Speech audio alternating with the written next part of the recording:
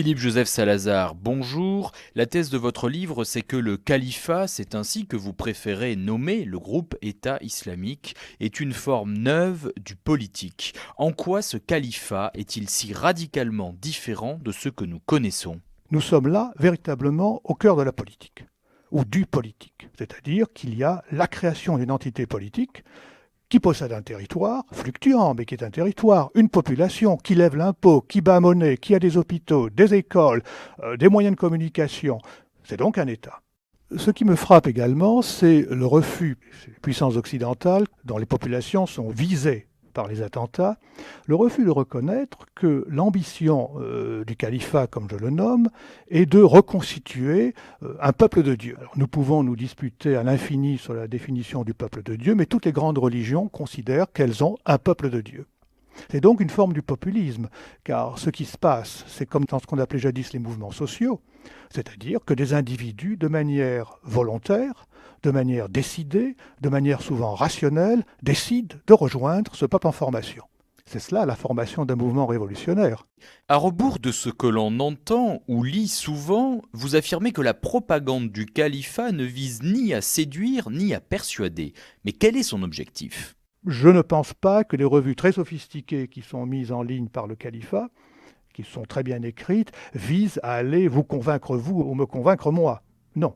Mais en même temps, pour le califat, c'est une manière de jouer avec notre obsession Internet. Alors il y a l'appel, il y a la harangue militaire, il y a l'homélie religieuse, il y a les proclamations très brèves, il y a également la capacité à prononcer les oraisons funèbres de 45 minutes, plus les nashids, les fameux chants religieux. J'appelle ça l'hymne de marche de la Légion califale, parce que c'est un peu ça. Tout cela, ce sont des formes oratoires qui sont des formes oratoires efficaces. Ce sont des manœuvres de diversion également. Pendant que nous nous focalisons entièrement sur la dernière vidéo, le dernier texte, etc., eh bien, ils recrutent, ils prêchent, ils embrigadent, ils endoctrinent. Et ils préparent des attaques. Philippe-Joseph Salazar, vous rejetez les explications à la fois médicales, sociologiques et psychologiques dans le basculement des jeunes occidentaux vers l'extrémisme djihadiste. Alors comment devient-on djihadiste aujourd'hui, selon vous ? Il y a le cas d'un jeune Texan qui a été arrêté par la police américaine il y a environ 6 mois, et les journaux très rapidement ont noté que c'était, explication médicale, un malade mental. Pour quelle raison ? C'est parce que dans un de ses textes, il évoque qu'il a eu un rêve, une voix lui a dit d'aller rejoindre le califat. Si nous avions un peu plus de connaissance de l'islam, nous saurions que les rêves prophétiques sont au cœur, souvent, de la conversion, y compris du prophète de l'islam lui-même. Ce jeune homme n'est pas un fou, il a simplement lu des textes et il s'est converti. Lorsqu'on me dit que le mal a une puissance d'attraction, je trouve que c'est un argument qui se retourne contre lui-même, car si nous disons que le mal est plus puissant que le bien, que devenons-nous en tant qu'êtres humains ? Il y a une vidéo magnifique, je dois dire, sur l'histoire du christianisme. Si on en enlevait le début et la fin, on devrait la montrer dans les écoles. Ça requiert une certaine intelligence pour suivre cette vidéo et comprendre. On ne devient pas djihadiste parce qu'on est un malade mental, parce qu'on est marginal ou parce qu'on est mal dans sa peau ou dans sa famille. Ça, ce sont des explications typiques contre lesquelles Michel Foucault, que vous connaissez, le philosophe, s'était insurgé. C'est une manière de parcellariser l'individu, de dire que l'individu n'est pas un individu entier. Nous sommes dans des démocraties, donc nous devons accepter que l'individu fait des choix volontaires. Page 101, vous écrivez « Pourquoi sommes-nous faibles face à cette force ?» En l'occurrence, le califat. Justement, quelle est votre réponse ? Nous sommes faibles, d'une part, parce que nous avons éliminé des relations politiques entre États, véritablement la notion de violence et de cruauté. Avec le califat, nous nous retrouvons face à ce qu'est la violence des relations entre États, c'est-à-dire des rapports de force.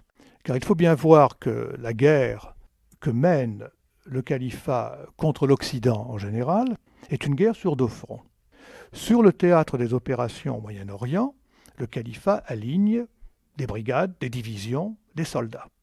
Mais le califat considère que les anciennes forteresses, comme ils disent, comme les anciennes terres islamisées d'Europe, l'Espagne, l'Italie du Sud, une partie de la France, les Balkans, sont des terres que nous occupons. Il faut bien se rendre compte de cela. Nombre de textes du califat définissent notre position en France comme étant une position terroriste. C'est nous qui terrorisons les musulmans sur des terres qui leur ont jadis appartenu.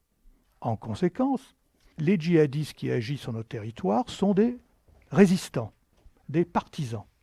Ça peut vous choquer, mais c'est seulement si on commence à concevoir ces deux lignes d'attaque que l'on voit qu'il est beaucoup plus simple de les nommer partisans, parce qu'on se rend compte de la manière dont ils pensent leur position sur ce que nous pensons être notre territoire et qui pour eux n'est pas notre territoire. Juste après le très beau discours du président de la République lors de l'hommage national, le califat a attendu un jour pour publier un texte qui répond point par point au texte du président de la République. Lorsque le président évoquait la lumière et l'amour, eh bien le califat répond exactement par des citations coraniques sur la lumière et l'amour. Et sur l'amour, ça va vous surprendre, l'amour qui lie entre eux les soldats du califat. C'est le genre, si vous voulez, d'éventail oratoire dont nous ne voulons plus disposer.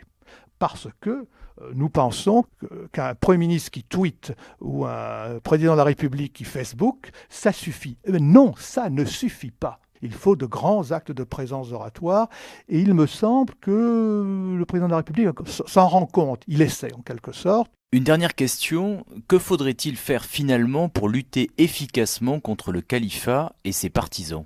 Je pense qu'il y aurait 3 actions à faire. La première action, c'est évidemment l'action militaire. Et je pense qu'il serait beaucoup plus efficace, au lieu de déclarer l'état d'urgence, nous aurions dû déclarer la guerre, reconnaître cet état, lui déclarer la guerre et placer nos actions militaires sous le regard du droit international. Car ce qui se passe à l'heure actuelle probablement, c'est que la France est en train de commettre des crimes de guerre par ces bombardements. Comment allons-nous traiter les prisonniers? Allons-nous refaire Guantanamo en France?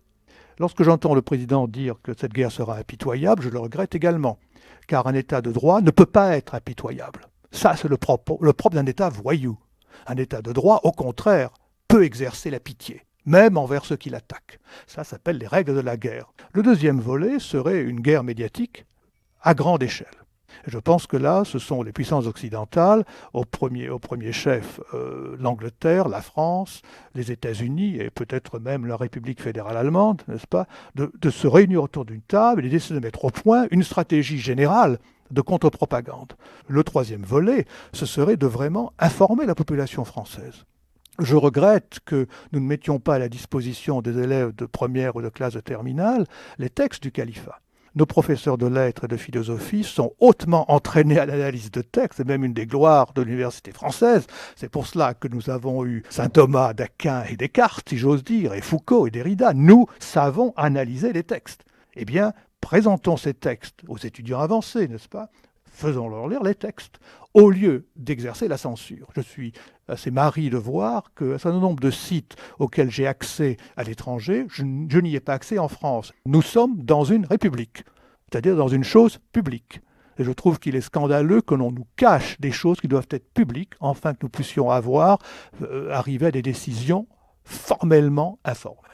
Philippe Joseph Salazar, merci. Je rappelle le titre de votre livre, Paroles armées, comprendre et combattre la propagande terroriste aux éditions Le Mieux.